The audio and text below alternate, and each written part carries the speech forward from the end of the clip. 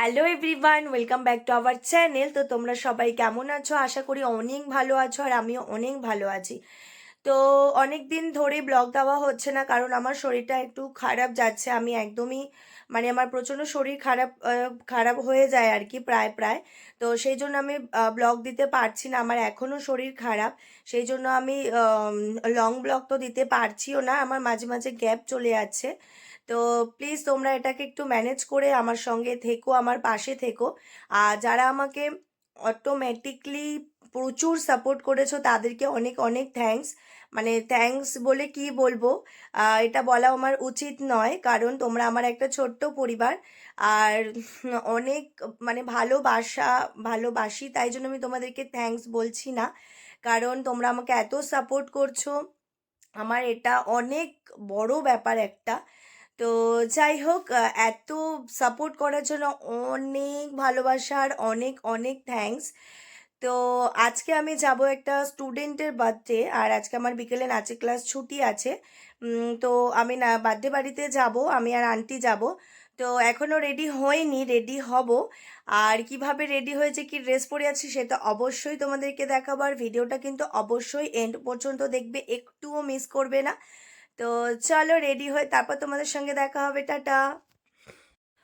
তো আমি হয়ে গেছি রেডি, আর আমাকে কেমন লাগছে অবশ্যই আমাকে বলবে। আর অবশ্যই আমি আমার পুরো লুকটা আমি দেখিয়ে দেব, যে আমাকে কেমন দেখতে লাগছে না লাগছে। তো এখন আমি ভিডিও করতে পারবো না, কারণ আমি নিজে ড্রাইভিং করে যাব, সেই জন্য। তো যখন যেখানে যাব আর কি, সেখানে গিয়ে তারপর তোমাদের সঙ্গে দেখা হবে। আর অবশ্যই কিন্তু আমাকে জানাতে ভুলো না যে আমাকে কেমন লাগছে। তো চলো টাটা। আর এটা ছিল আমার ফাইনাল লুক, আর আমি কিভাবে রেডি হয়েছি, কিভাবে মেকআপ করেছি, অবশ্যই আমার একটা শর্টস দেওয়া আছে, তাড়াতাড়ি গিয়ে চেক করে নাও। তো চলো এবার বেরিয়ে যাই। এরপরে আমি আর আন্টি দুজনেই চলে এসেছিলাম, আর আমরা এমন টাইমে গেছিলাম যে টাইমে সব স্টুডেন্টরা আরও যারা গেছিলো তারা সবাই বাড়িতে চলে যাচ্ছিল। আর যাওয়া মাত্রই সবাই আমাদের সঙ্গে সেলফি তুললো, আমরাও তুললাম।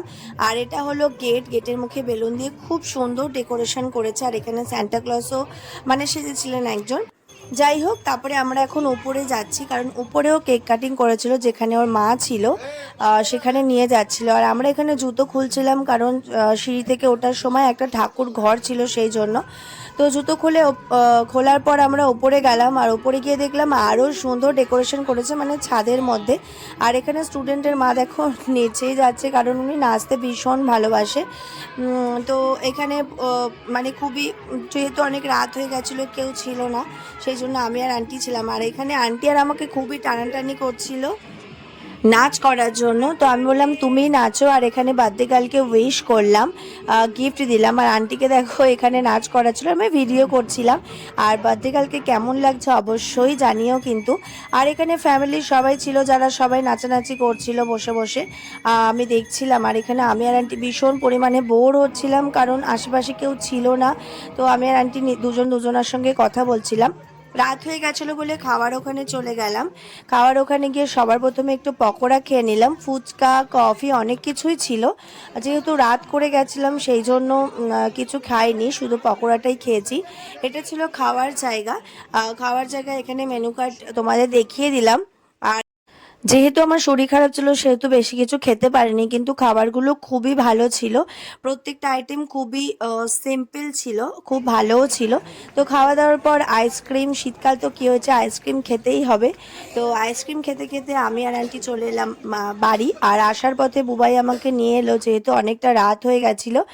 তো আমার ভিডিওটি ভালো লাগলে অবশ্যই সাবস্ক্রাইব। তো চলো টাটা, গুড নাইট, নেক্সট ব্লগে দেখা হবে।